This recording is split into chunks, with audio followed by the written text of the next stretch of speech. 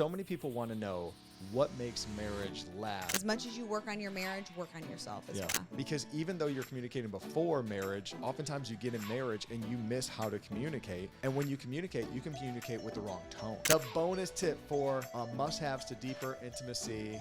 Drum roll, please.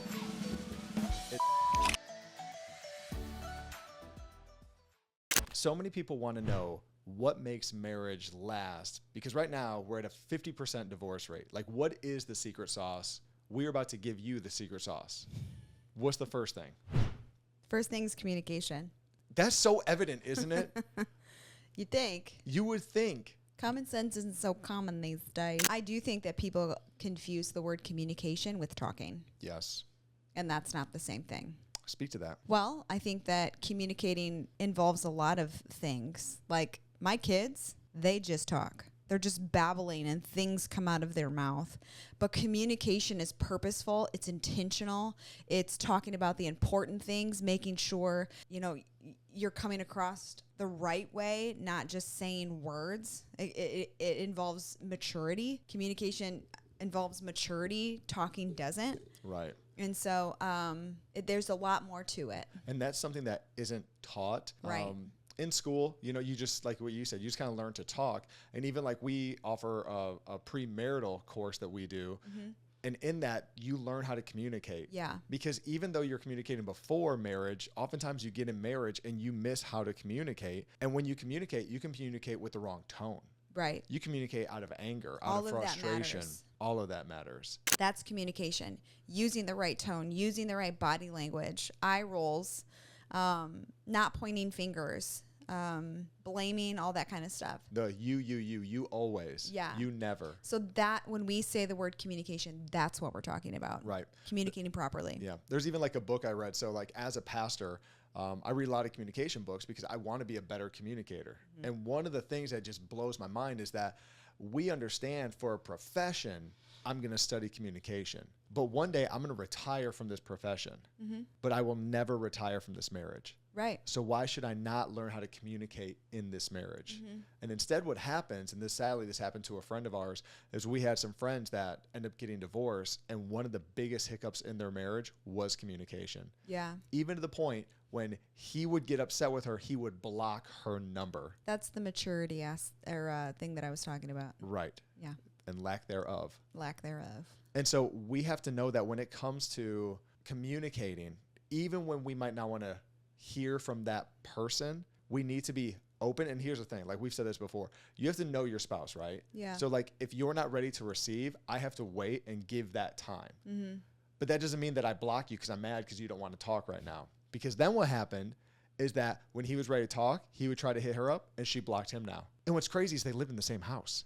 So stupid. Now, and this is what's crazy again, like we can be so good at business, at entrepreneurship, at starting businesses, taking care of the house. So many things we're good at, but we lack communication. Mm-hmm. And so this is what the Bible says about communication. James 1:19, my dear brothers and sisters, take note of this. Everyone should be quick to listen, slow to speak, and slow to become angry. That's just like what you were talking about earlier. Yeah, that's good. It is. I mean, I feel like it speaks for itself. My dear brothers and sisters, take note. Quick to listen. We're quick to that. Yep. Just say what I feel right out of the whenever. Like timing is crucial. Right. You know what I mean? Yeah. Again, my kids just say things at inappropriate times. Read the room.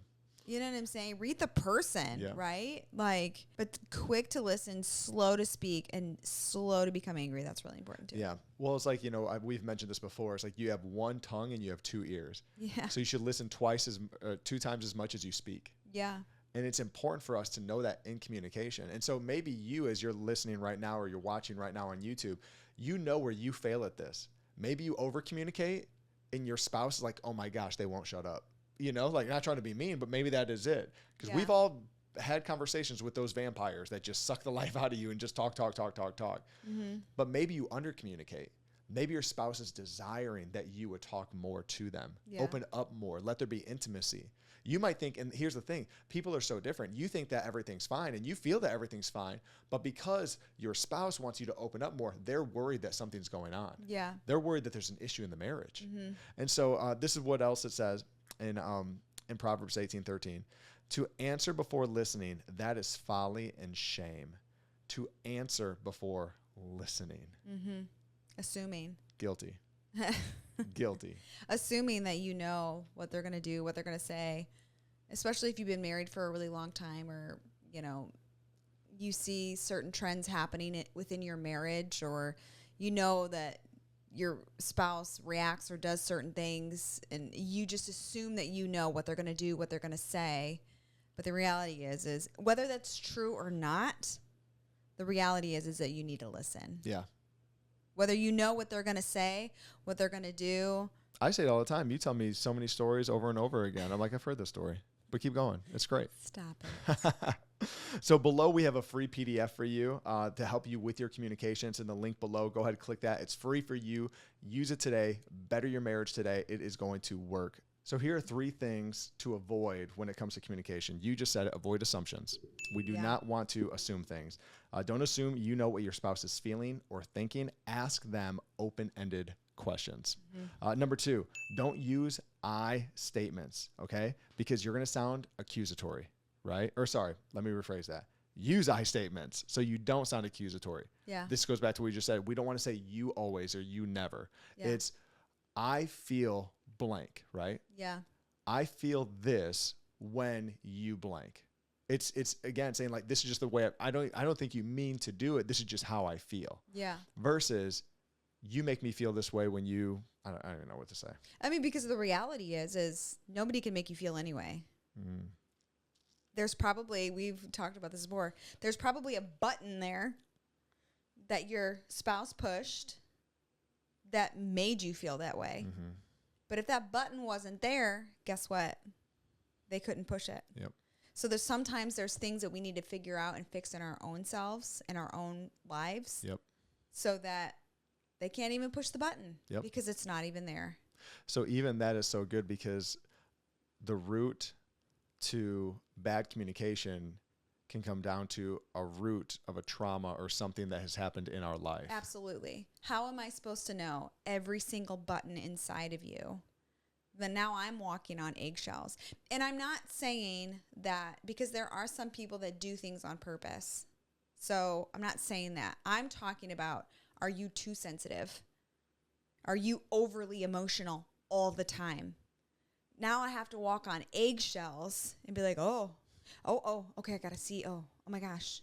Are they feeling this okay? Oh, and that's not a marriage. Right. That's not communication. Because even before we got married, before we got saved, before we were followers of Christ, you were overly sensitive. Yeah, I was. And would cry often. And obviously I did plenty of stuff to ruin that relationship and make you cry often, but you were, and you've matured so much out of that. But again, comes to that realization of yourself of like, okay, what am I tying myself to? Yeah. Right? Like, what is this thing that is making me respond a certain way, instead of trusting in Jesus and him being my rock, him being my anchor. Yeah. I just want to, so as much as you're working on your marriage, which is obviously what we're talking about, you need to make sure that you're working on yourself as well. It is not your spouse's responsibility for yourself, for your emotions, for your past traumas. That's not your spouse's responsibility. And so as much as you work on your marriage, work on yourself as well.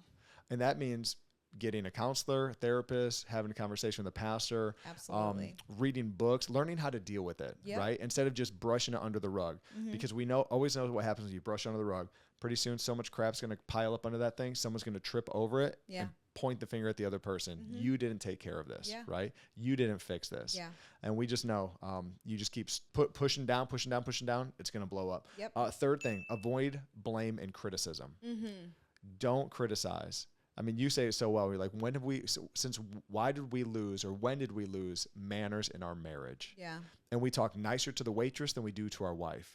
And we criticize what our wife just made for dinner or what our husband just made for dinner, but we don't criticize when maybe we get some food brought out that's a little cold, at the restaurant that we're actually paying for. It should be coming out hot. Yeah. We don't criticize that. Instead, we point the finger at our spouse so much. Yeah. And I think it goes back to number 2 as well, like how we talked about like dealing with yourself, and then also blaming and criticizing. Like if we continue to do that, you're just pushing it off of yourself, because you either want your marriage to win or you don't. Yep. And so you can't blame. Say that again. You can't blame. You made me lose my train of thought. You said you want your marriage to win or you don't. That was so good. Like, that's it. It is. And so, but you can't blame and find healing at the same time. Say that again. You can't point fingers, blame, and find healing within yourself or within your marriage at the same time. You either want your marriage to win, you either want your marriage to be healed, or you don't. So good. And so don't always point fingers. You have to make sure that, you're your best self as well. 100%. So here's 3 quick practical tips for number 1 on communication. Schedule regular check-ins to discuss your day and your feelings, right? What's your plan for the day? You can do it in the morning. You can do it in the evening. Whatever works out for you. You can do it over coffee. You can do it over dinner. I recommend not doing this with kids because it's going to be hard to have that check-in right then and there. They just start talking. They do. They're not communicating. Literally, that happened to us in the office earlier. I'm telling Krissy what we're going to talk about, or was it had to do with Sunday or this? I don't remember. Anyways, we were working, brainstorming, and Krissy just is like at the door. And I just hear these kids yelling. And then all of a sudden one starts crying. She's like, 1 second. Literally has to peek her head out of the door and be like, what are you doing? And so, they're a distraction. Yeah, so when you're trying to have that regular check-in, so this can be, listen, it can be as simple as this. When you are in the bathroom and you are brushing your teeth at the dual sink or the one sink and you're spitting on each other's hands. You're even closer. Yeah, you're even closer. You guys love each other so much. When that happens, just have the conversation of, hey, what does your day look like? What's the plans for tonight? Who's making dinner? Who's picking up the kids? Do we have a small group tonight? Are we having anybody over? Whatever it looks like. Is tonight date night? Where are we going? It can be a quick checkup. Yeah. But those little moments of communication that we miss, like we're with each other in the bathroom for 5 or 10 minutes getting ready. Let's communicate there. Yeah. Let's talk there. So then I don't get frustrated that I get home and there's no dinner on the table. And what? We have a small group tonight? And what? Now it's at our house, this week because something happened? Of course that's going to happen when there's no communication. Yeah. So super simple, okay? You can do that in bed, laying in bed. Hey, how was your day? What was your favorite part of your day? What was the hardest part of your day? Did anything funny happen? What does tomorrow look like? Yeah. Super simple. Keep it simple. KISS. Keep it simple, stupid. I'm not calling you guys stupid. Come on, you know that. All right, number 2, a marriage checkup. Me and Krissy do this. They're so important. Super simple. Again, here it is. Tell your spouse what are the 3 things they're doing good at. What's one thing they could work on? Marriage checkup. It's that easy. Yeah. Don't do this before bed because you're going to go to bed and she's going to tell you what you need to work on. And then you're like, well, you need to work on that. You can get mad. Make it a time where it's like, hey, we're going for a walk and just, what are 3 things I'm doing good? Awesome. What's that one thing I work on? Okay, I'm going to work on that. Yeah. And be ready. Again, this isn't criticism. You're not criticizing your spouse here. You are bringing to your spouse because, again, you're asking as the spouse, what could I truly do to better our marriage? What can I do to serve you more? So don't take it as criticism. No, and it's not. You have to have a good heart about it because, again, you either want your marriage to win or you don't. And here's the reality. Like, he normally tells me a rotation of 2 or 3 things. Krissy does not have a lot of things to work on. That's not what I meant. I just meant I can't get good at those 3 things. I just That's meant what I was talking about. you don't have a lot of things to work on. The No. marriage checkup sometimes is so hard for me, and Krissy's like, okay, well, hold on, let me pull out. She's got a list, and she's flipping. Work on this one. This I got a Rolodex. What a word we don't use anymore as we're in 2024. No. A Rolodex. Our people don't even probably know what it is. No, I've never owned a Rolodex nor seen one, but I've heard of them on TV shows and movies. So I was just thinking like a note, notebook. Anyways. Okay, 3rd thing, practice active listening. This is easy, okay? Summarize what your spouse says before you respond. Yeah. So if they are bringing up something to you and talking about a bill, talking about an appointment, talking about whatever, re-summarize what they just said to them. What I heard you say is 100%. Yeah. So then we're on the same page. Yeah. Makes sense. That's because it. Listen, guys, we're guilty of this. It's like I'm listening, but I'm not listening. Yeah. My head's nodding, but what the heck did she just tell me to do? Not realizing that, I'm supposed to pick the kids up for school today. I mean, it's mutual too. It's not that I'm not actively listening. It's that there's 4 other voices also in my ear. So sometimes it's like, you got to make sure that I did hear you correctly.